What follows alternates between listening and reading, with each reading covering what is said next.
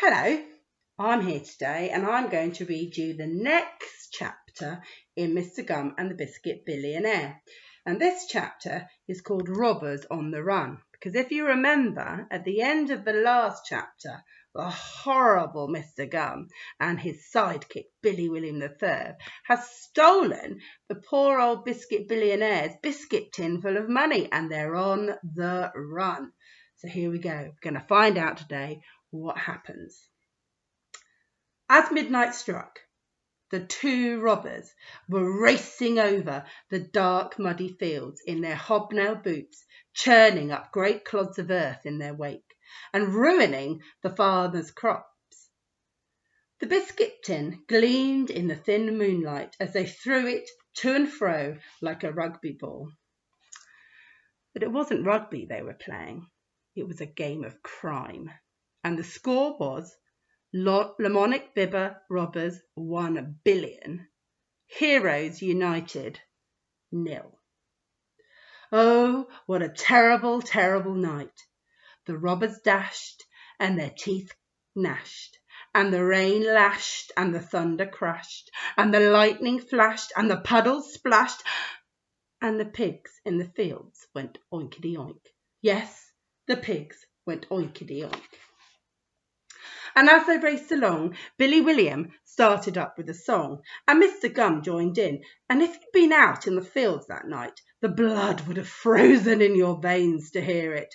And even just reading it on this page, you might feel a little bit chilly, for it was the famous and utterly terrifying song, The Robber's Song. And this is how it goes. When the wind is high and the moon is low and the earth is full of dead man's bones, here we come, creeping in the darkness, creeping, creeping, creeping along. When rats and foxes are prowling around and the night closes in like a demon's claw, here we come into your house, creeping, creeping, creeping along. This is the chorus. Wiggle, wiggle, wiggle, a wiggity woo, bing bong diddle and a yoo-hoo-hoo. Turn around and touch your toes, rob, rob, robbin' tonight. When despair comes knocking and there ain't no hope and the ghosts of the past are rattling the chains, here we come with our hobnail boots, creeping, creeping, creeping along. Here's the chorus. Rickety-tickety-tick, rickety-tickety-tack, jingle jangle bingle, well fancy that. Bing bong tiddle and a yoo-hoo-hoo, we're robbing tonight, yeah.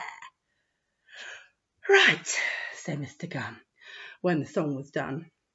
The lightning lit up his face horribly, so you would have sworn he was the devil himself. Or maybe the devil's equally bad brother Geoffrey. It'll be light soon, and everyone will spot us and catch us and put us in prison, continued Mr. Gum. We've got to get off to France. Don't worry about that, me old billionaire, replied Billy William, getting out his mobile phone. I'm calling Monsieur Bellybutton right now. Ah, yeah, smiled Mr. Gum. Bellybutton, the smelliest man alive. Here he is. There he is. Many, many miles away, a dirty, dirty hand picked up the phone, and a horrible stench wafted into Lamonic Bibber. Faint, but unmistakably disgusting. For you see, Monsieur Bellybutton was so niffy that you could actually smell him all the way down the line from Paris. After a muttered conversation in bad French, Billy put down the phone, then he threw it at Horse just for a laugh. It's all arranged, told Mr. Gum. We've got to wait down in Smuggler's Cove for Bellybutton to row over from Paris. Then we jump in his boat and we row back to France. Then we change our names, learn French and live like powerful kings. Ha! I'm going to change my name to Monsieur le King de la Powerful de la Gum Gum, said Mr. Gum as they clomped off to Smuggler's Cove.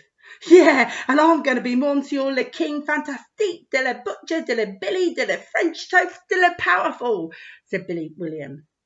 Yeah, and I'm going to buy an Eiffel Tower, the Eiffel Tower, laughed Mr. Gum.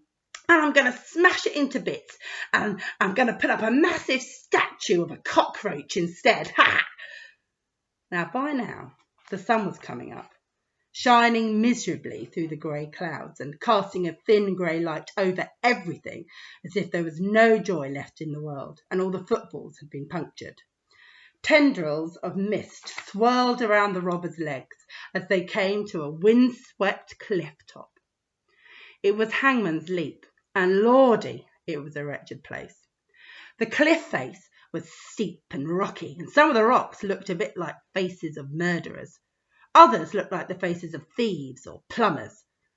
Seagulls flew overhead, but not nice ones like in paintings. Hangman's Leap attracted only the most dismal seabirds, with one eye and scraggy old feathers and bits of string hanging off their manky legs.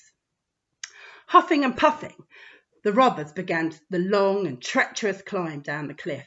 It took ages, and Billy Williams slipped on an empty crisp packet and nearly went tumbling. But somehow they made it to the bottom. Picking their way over the sharp black rocks, they were soon at Smuggler's Cove, and in they crept, like bad dreams into a postman's head. It was cold and damp inside the cave. A crab wept with loneliness on the stony floor, and a monstrous eel pushed its head out of a hole in the wall and went, "Mmm." An albatross squawked mournfully in the gloom, and the wolves and vultures sat on... Okay, there weren't any wolves and vultures, but it still wasn't a very nice place at all. It was a cursed place, was Smuggler's Cove, miserable and lonesome and isolated from all civilization. It was so isolated that there was only a black and white TV. Billy William turned it on. "Good," said Mr. Gunn with satisfaction. "It's Leg Smash." Leg Smash was Mr. Gunn's new favourite TV programme. It showed people breaking their legs in real accidents, so it's just his type of thing. Billy Williams started a fire by lighting his own farts, and together the robbers settled down to await the arrival of Monsieur Bellybutton. It had been a long night, and presently they began to doze off. "Just think," yawned Mr. Gunn.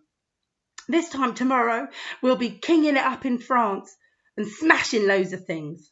"Yeah," yawned Billy William, "and throwing entrails all over Paris and..."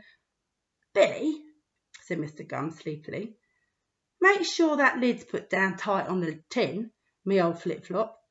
We don't want any of that money escaping." "Oh, you do it," yawned Billy William. "I'm getting some kip." The biscuit tin lay at the cave entrance, its lid half on, half off.